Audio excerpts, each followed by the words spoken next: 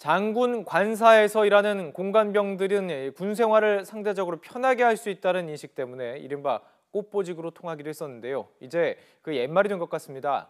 군 지휘관과 그 가족들이 공관병을 노예처럼 부렸다는 폭로가 잇따르고 있는데요. 제도 개선의 목소리가 높아지고 있습니다. 국방부에서 취재하고 있는 강정규 기자와 이 내용 자세히 다뤄보도록 하겠습니다. 강정규 기자. 네, 강정규입니다. 자, 어제였죠. 육군 사성 장군의 부인입니다. 공관병을 노예 부리듯이 다뤘다가 이제 국방부가 감사에 착수했다, 이런 보도를 전해드렸는데요. 자, 오늘 추가 폭로도 있었다고요? 네, 그렇습니다. 군인권센터가 박찬주 육군대장 부인의 갑질을 추가로 고발했습니다. 예. 공관병에게 호출용 전자팔찌까지 채워서 잔심부름을 시켰다는 내용이 혀를 내두리게 하는데요. 그래요? 예. 박 대장의 공관은 2층 집으로 160평이나 되는데 1층 식당과 2층에 각각 호출벨이 1개씩 붙어 있었다고 합니다. 예. 이 공관에 근무하는 병사 3명 가운데 막내뻘인 1명이 항상 전자팔찌를 차고 다녔다고 하는데요. 사령관 부부가 호출벨을 누르면 팔찌에 신호가 오도록 돼 있고, 예. 공관병이 달려가면 물도우기와 같은 잡일을 시켰다는 겁니다. 물도우기요? 예. 네네. 또 부대 내에 모과가 많이 열리는데 사령관 부부가 본부 소속 병사들을 통해 모과를 모두 따게 했고, 100개가 넘는 모과를 보관할 방법이 없으니까 조리병들에게 주면서 모과 청까지 만들게 했다고 주장했습니다. 이 밖에도 박 장군의 부인은 공관병들에게 집안 청소 등 허드렛 일을 시키면서 수시로 폭언을 일삼았고, 예. 군대에서 휴가 나온 아들의 속옷 빨래까지 맡겼다고 합니다. 조리병에게는 채소를 다듬는 것이 서툴다는 이유로 조리용 칼을 빼앗아 휘두르며 질책하기도 했다고 하는데요. 국방부는 즉각 감사에 착수해 사실관계 여부를 확인할 예정입니다.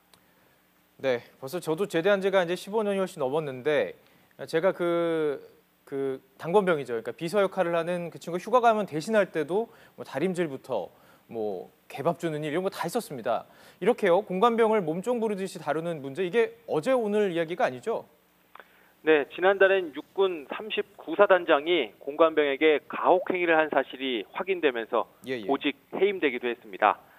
당시 사단장은 자정 무렵 공관의 휘하 간부들을 불러 술을 마셨는데, 공관병을 깨워서 술 시중을 들게 했고, 술에 취한 상태에서 뺨까지 때렸다고 합니다. 또 당번병에게 자신의 대학원 입학 시험과 과제 준비를 시키는가 하면 담배를 피울 때 전속 부관에게 재떨이를 들고 옆에 서 있게 했다고 하는데요. 예. 관용차 운전병에게도 수시로 욕설을 퍼부었다고 합니다. 또 지난 2015년에는 공군 참모총장 운전병이 총장의 아들을 관용차로 홍대 클럽에 데려다줬다고 폭로하면서 화제가 됐었고요. 또 2005년에는 이른바 멸치장군 사건이라는 게 있었습니다. 공관병이 멸치를 제대로 관리하지 못했다는 이유로 폭언과 폭행을 했다는 내용이었습니다. 자, 그렇다면요, 이 공관병의 임무와 역할 따로 규정이 된 것이 있는 건가요? 아니면 없는 건가요? 네, 규정이 있습니다. 예. 보통 여단장급 이상 지휘관들이 공관병을 둘 수 있도록 육군 규정에 규정을 하고 있는데요. 육군 규정에 공관병들의 임무도 이렇게 나열이 되어 있습니다. 예를 들어 보면 시설 관리, 그다음에 지휘 통제실과의 연락, 유지, 또 식사 준비, 또 그 밖에 공적 임무라고 규정이 되어 있고요. 또 사적인 지시는 금지를 해놓고 그 예시를 들고 있는데, 어패류나 나물 채취 금지, 또 수석이나 과목 수집 금지, 또 가축 사육이나 영농 활동, 이런 것들을 예로 들면서 이런 사적인 업무를 시켜서는 안 된다라고 하고 있습니다. 그러나 이 규정에 있듯이 시설 관리나 그 밖에 공적 임무, 이런 표현들이 상당히 모호하기 때문에 지휘관의 재량에 따라 얼마든지 가혹하게 일을 시킬 수 있는 여지가 있고요. 이 공관병의 숫자도 명확하게 규정된 것이 없어서 관례에 따라서 혹은 지휘관의 급에 따라서 1명에서 많게는 서너 명까지 천차만별인 것으로 확인되고 있습니다. 그렇군요. 이 규정부터 좀 손을 봐야 될 것 같은데요. 사실 이 공관병이 그 전투병에 비해서는 상대적으로 군생활을 편하게 할 수 있다, 이런 인식이 있지 않았습니까? 그래서 이렇게 소위 말하는 꽃보직이다, 이렇게 이야기도 했었는데요. 요즘엔 이게 좀 이야기가 달라졌을 것 같은데요.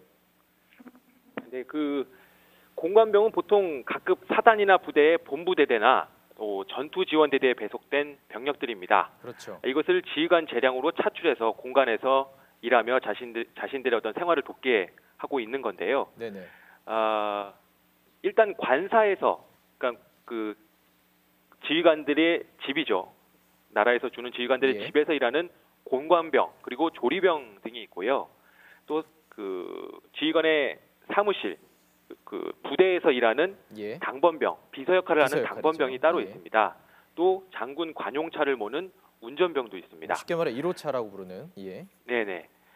전투병들에 비해 덜 위험하고 상대적으로 쾌적한 환경에서 군 생활을 할 수 있다는 장점이 있어서 이 자식을 편안한 보직에 꽂아놓기 위해서 청탁을 하는 경우도 과거에는 비일비재했습니다. 예예. 그러나 최근엔 병사들의 부대 배치와 보직 관리 등이 전산화돼 있고 모두 기록으로 남기도록 했기 때문에 이런 청탁을 제도적으로 차단하고 있다고 합니다.